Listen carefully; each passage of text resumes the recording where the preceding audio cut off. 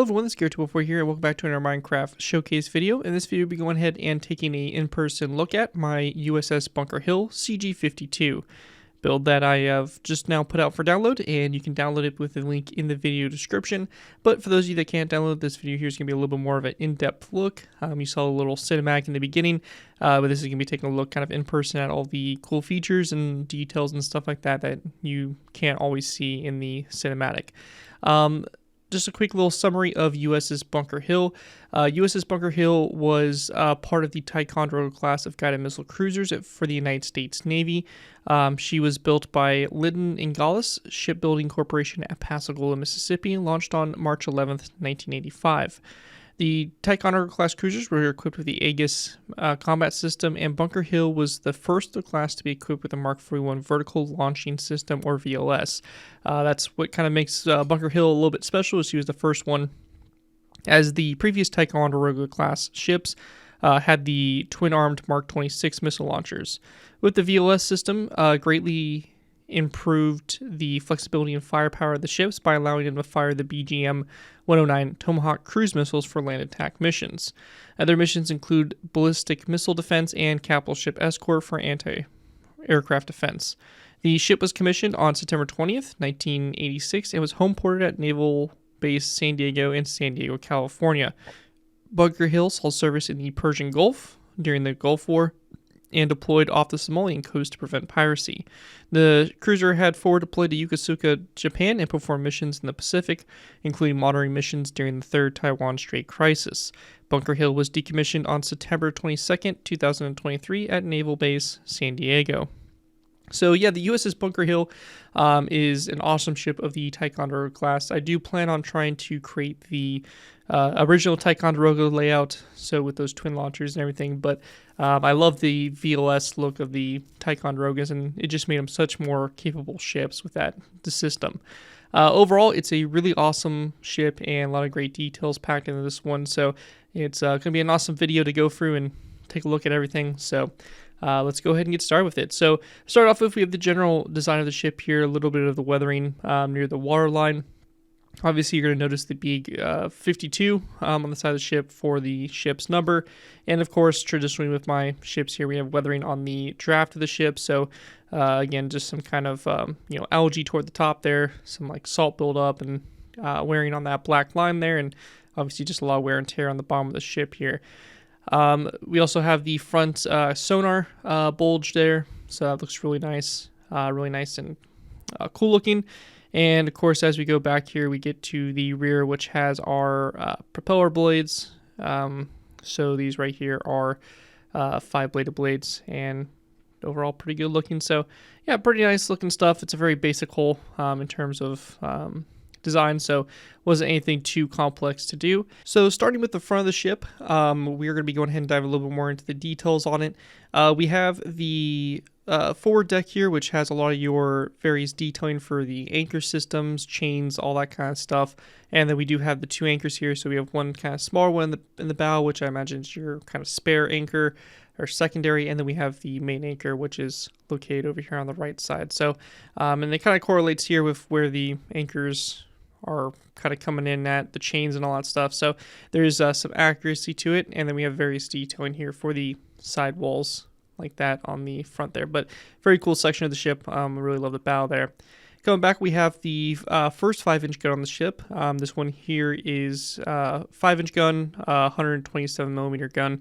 The Mark 45 Mod 4 lightweight gun specifically is what this is. So you have the one here on the bow, and this one came out really nice. So very happy with the way that came out. A lot of good shaping on it. And then behind it, we have the first set of the Mark 41 vertical launch system. This one has 61 cells and able to fire a variety of missile loadouts and all that. Also on the front here, we do have a couple of machine gun positions. The Bunker Hill and the Ticonderoga class typically carried 4 50 caliber machine guns that could be mounted in various spots around the ship. I just have one right up here because this is a mounting spot that is typically used, but I have a 50 cal mounted here, and then this little kind of makeshift shielding that also could be deployed around it. And again, that's going to be more for your close-in defense there. Then we have the actual kind of bridge here, if you want to call it that, or the conning tower. The bridge located up here at the very top. We have the big kind of boxy structure that's very iconic for the Ticonderoga, all the various details and stuff.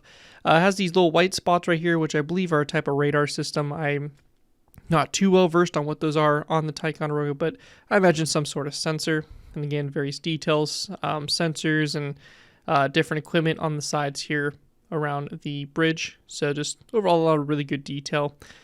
We have these two large antennae on the front, as well as some different radar systems and sensors and all that on top here. So your very typical, stuff that you'd see on top of these type of bridges and everything. And then we have our first mast here. Again, a lot more detail, bunch of different radar systems and all that. I'm no expert on any of these radars or anything like that. So, obviously somebody who knows more is free to share those, but I just know them as radars. So we have those, and then we get to the first kind of funnel here. And the Ticonderoga is a very interesting ship in terms of its offset design. You can see the funnels there kind of on opposite sides, a little bit unconventional compared to just having them straight down the center. But yeah, we have the first funnel right here, and as well as we have the little ship's crest right here, and just some various detailing here along the sides of the ship and all that. And then we have another one of our little 50 caliber gun machine positions here. So we have one right here, and there's also one on the other side like this. And again, we have a lot of the same kind of detailing here. So the deployable life rafts and some fire control stuff and all that located along the sides. Up here, we also do have these rocket kind of launchers here. I think these are probably more along the lines of maybe the chaff dispensers. I'm not 100% sure, but that'd be my best guess. And also, I saw a lot of the Ticos. They had this huge American flag that they would fly behind the first mast. So I wanted to create that. So I have just a huge American flag flying behind there, which I think just looks really cool on it. We did have the two Sea-Wiz guns right here. So, pretty straightforward there. And I imagine a lot of the ammo and storage and all that stuff right behind them. We then have the secondary mast, which has, again, a lot more radar systems and fire control systems located there. And over here on the right side, we have one of our deployable little dinghies, little boats. So it has like this little platform.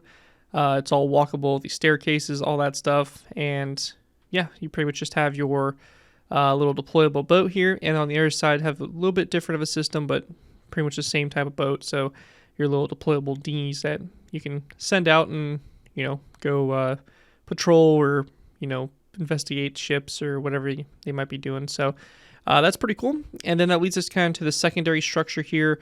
This again has the rear funnels and some more of the fire control radar systems and all that located around here. Again, some more kind of like chaff dispensers and stuff like that. So some pretty cool stuff there for that. And again, just kind of the big boxy structure around here in which the hangar is for the helicopters, but it has, again, a lot of the same sensors and stuff that are located up there in the front. So overall, really good stuff there. It looks really, really cool. So that's pretty much that. And then we get to the hangar section here. This is one of my favorite sections here of the ship. So we actually have an interior hangar, which you can actually go in. And I tried to build this pretty accurate to what I was able to find online. It's probably not perfect by any means, but it's pretty cool. And we do have a kind of folded up Seahawk in here. The Ticonderoga-Class usually typically carry two of these aircraft. So we have one right here just kind of on the landing pad ready to go. And then you have another one that's folded up in kind of in storage. Unfortunately, there's just not enough space with Minecraft and the limitations to be able to fit both these right next to each other, as it is super cramped in actual pictures of both these in here. So very hard to do in Minecraft. But yeah, a lot of good detail in here, a lot of different storage and containers and like a little crane system there. So a lot of good detail in there if you're interested in that. On the flight deck itself, pretty good. We have a little bit of weathering on it, and we also have, like a fire hose for firefighting, and then the kind of air traffic controller, or the deck commander probably section there, helping command what's going on. So that's pretty cool there. And obviously around it, we have different, again, more fire control stuff and just different gear and doors and stuff like that leading inside the ship. So that's pretty much that right there. And then we get back to this section, right back here, and we have some of our machine gun systems here. So this right here is the Mark 38 25mm machine gun system. Really at that point more of a cannon, but these are some automated turrets, I believe, located on both sides of the ship, again just for some more close-in type support. You have the second Mark 41 vertical launching pad here, and again just the different little details around it. And then we have kind of the bomb deck here. So this right here has the second 5-inch gun, and then we also have the I'm trying to think what this is, the harpoon missile launcher. So this is the RGM-84 harpoon missile launchers on the back here. So some anti-ship missiles located on the back there. And then we have our last 50 caliber gun mounted on the stern here of the ship. And there's some different again sensors, and then we have the American flag flying off the back of it, and of course the whole number 52. But yeah, that's pretty much an overview of a lot of the detail here of the ship. There's a lot of really good detail on it. It's pretty fun. It's a pretty walkable ship. You can pretty much get from most places throughout it. It's a really cool build, and definitely recommend checking it out, downloading it for yourself, and having some fun with it if you're able to on Java version, as this is definitely designed for. But it's an awesome ship. It was really fun to build, and I can't wait to make the OG version of the Ticonderoga, so hopefully that'll be coming sometime soon, and as well maybe turn this whole into a Spruance class as well. So but really cool stuff. I've really been having a lot of fun building these modern ships, and I have definitely some more coming here in the future, so definitely stay tuned. But that's it for this video. Thank you all so much for watching. As always, don't forget to like, comment, and subscribe. Feel free to go download this with the link down in the video description. And this has been Gear 204, and I'll see you guys next time.